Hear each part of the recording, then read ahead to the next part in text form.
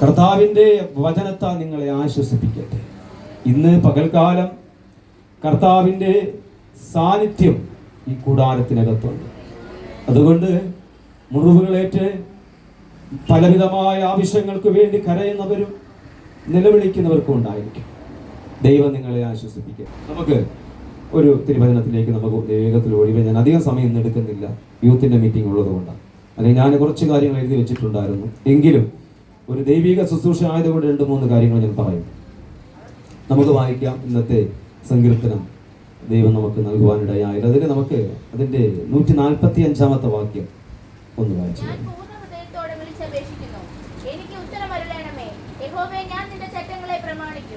നമ്മൾ ഇന്ന് ചിന്തിക്കുവാൻ ആഗ്രഹിക്കുന്നത് പൂർണ്ണ ഹൃദയം. ഒരു സ്തോത്രം ചെയ്താട്ടെ. ഹല്ലേലൂയ, സ്തോത്രം. നമ്മുടെ ഹൃദയങ്ങളൊക്കെ വേദനപ്പെടും, മുറിവേൽക്കും, നിരാശകൾ വരും, ഭാരങ്ങൾ വരും. ഇതിനകത്തിരിക്കുന്ന പലരും സന്തോഷിക്കുന്നുണ്ട്, ചിരിക്കുന്നുണ്ട്. അവരെ ഓർത്ത് ഞാനും സന്തോഷിക്കുന്നു. അപ്പോൾ തന്നെ പലരും ദുഃഖത്തിലായിരിക്കുന്നവരുമുണ്ട്.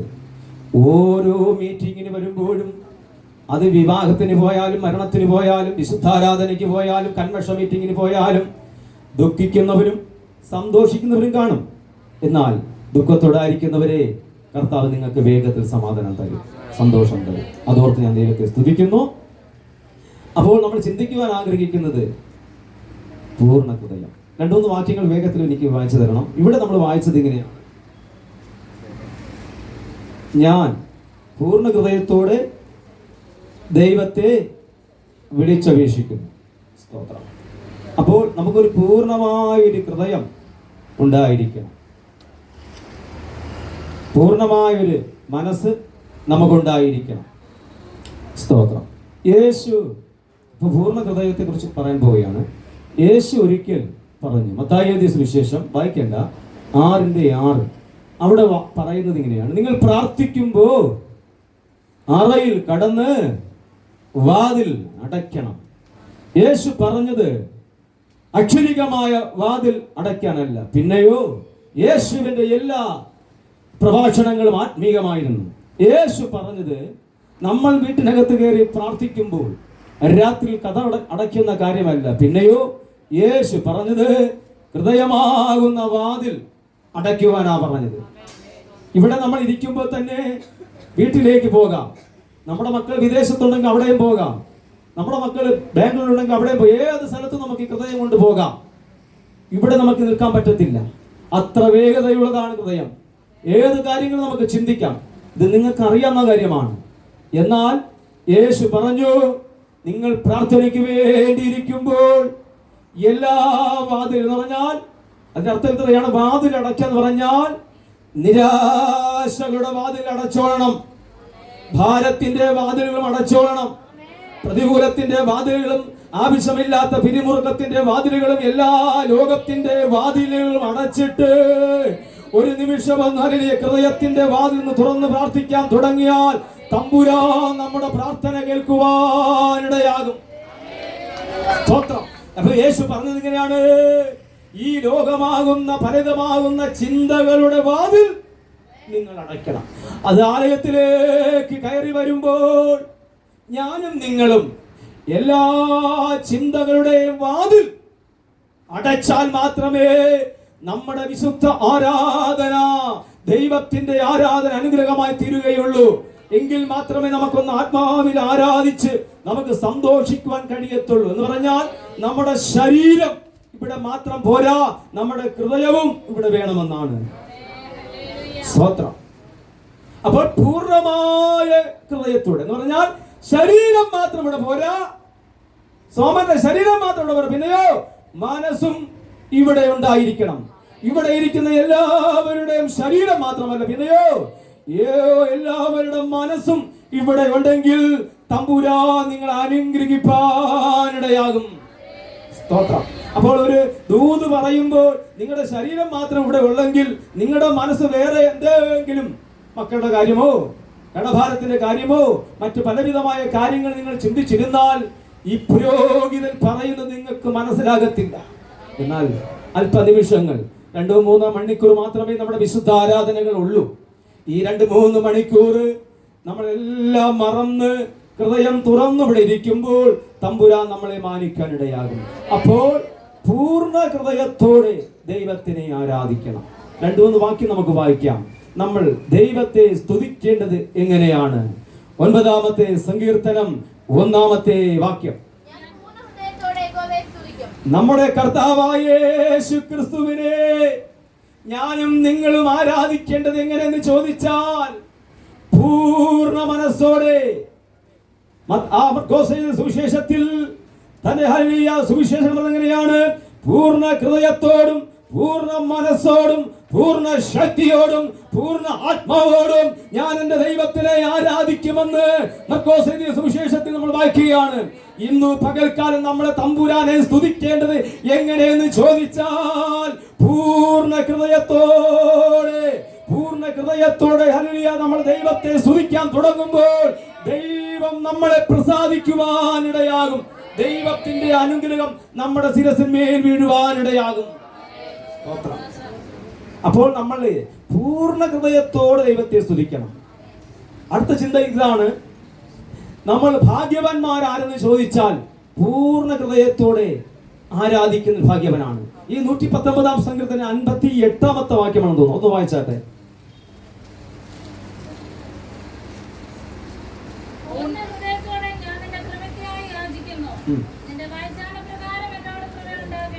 അതാണ് നമ്മൾ വായിച്ചത്. 119-ന്റെ 2-ാമത്തെ വാക്യം ഒന്ന് വായിച്ചാട്ടെ. 50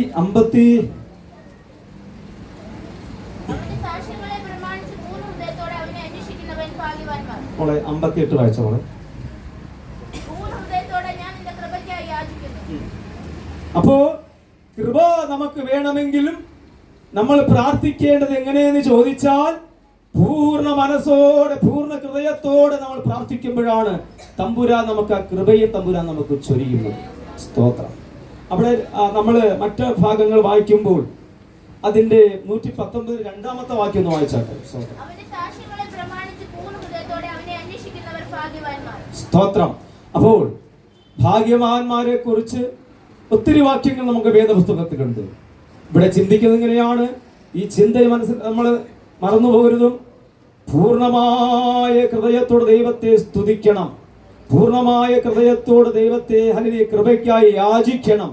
ഇവിടെ വാക്യനെയാണ്, ആരാണ് ഭാഗ്യവാൻ എന്ന് ചോദിച്ചാൽ സ്തോത്രം, പൂർണ്ണ ഹൃദയത്തോടെ ദൈവത്തെ അന്വേഷിക്കുന്നവൻ ഭാഗ്യവാനായി തീരുവാനിടയാകും.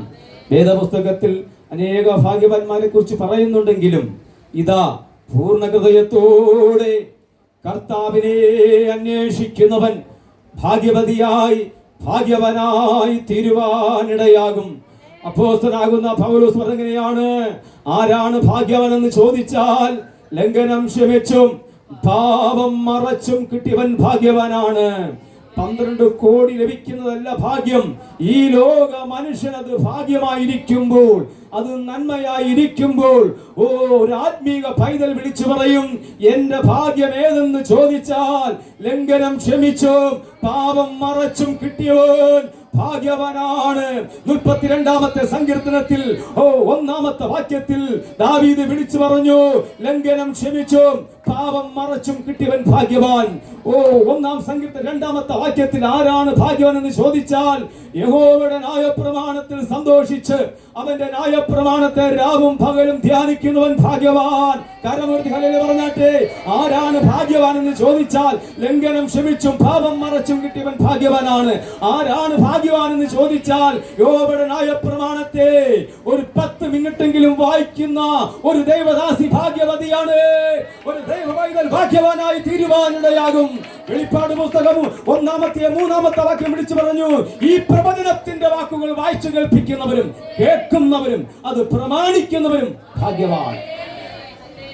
സത്യവേദ പുസ്തകം 66-ാമത്തെ പുസ്തകമാകുന്ന സത്യവേദ പുസ്തകം, അവസാന പുസ്തകം, പ്രവചന ഗ്രന്ഥമാകുന്ന ഈ പ്രവചന പുസ്തകത്തിൽ 1 അധ്യായം അതിന്റെ 3-ാമത്തെ വാക്യം വായിക്കുന്നത് ഇങ്ങനെയാണ്, ഈ പ്രവചനത്തിന്റെ വാക്കുകൾ എല്ലാവർക്കും വായിപ്പാൻ അറിയത്തില്ല, എല്ലാവർക്കും എഴുതാൻ അറിയത്തില്ല.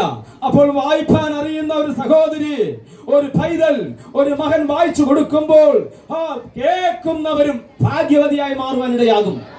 വായിക്കുന്നവരും അത് കേൾക്കുന്നവരും പോരാ, അത് പ്രമാണിക്കുന്നവരും ഭാഗ്യവതിയായി മാറുവാനിടയാകും.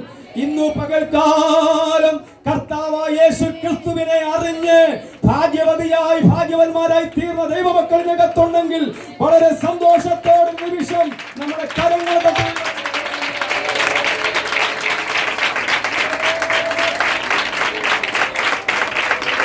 നമ്മൾ ഭാഗ്യമുള്ളവരാണ്. നമ്മൾ മാതാവേ, പിതാവേ, നമ്മൾ ഭാഗ്യമുള്ളവരാണ്. എന്തെന്നാൽ യേശുവിനെ അറിയുവാനിടയായി.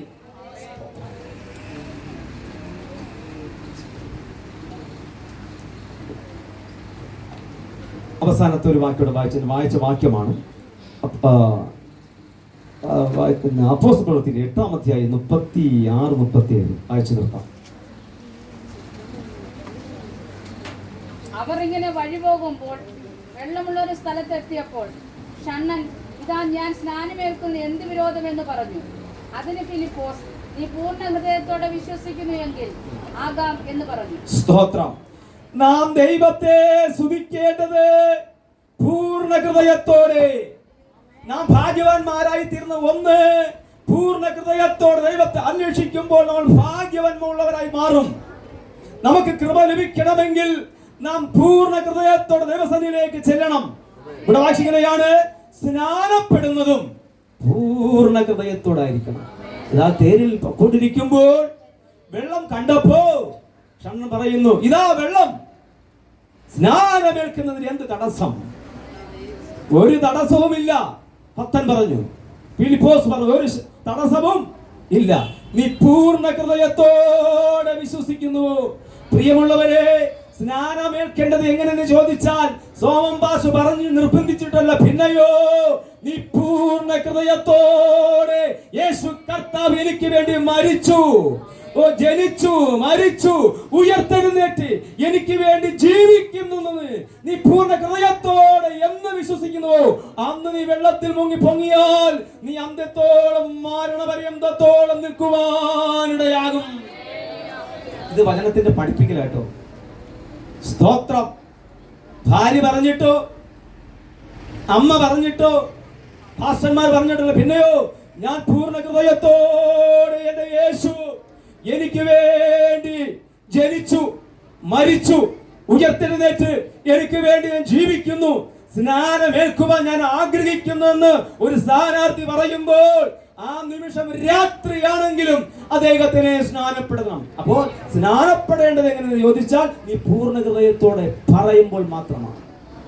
ഇന്ന് പകൽക്കാലം നമുക്ക് കണ്ണുകളടക്കിയാൽ നമുക്ക് പ്രാർത്ഥിക്കാം. ഞാൻ മറ്റൊരു വാക്യം വായിപ്പിക്കുന്നില്ല, അത് ഞാൻ മുമ്പേ പറഞ്ഞു.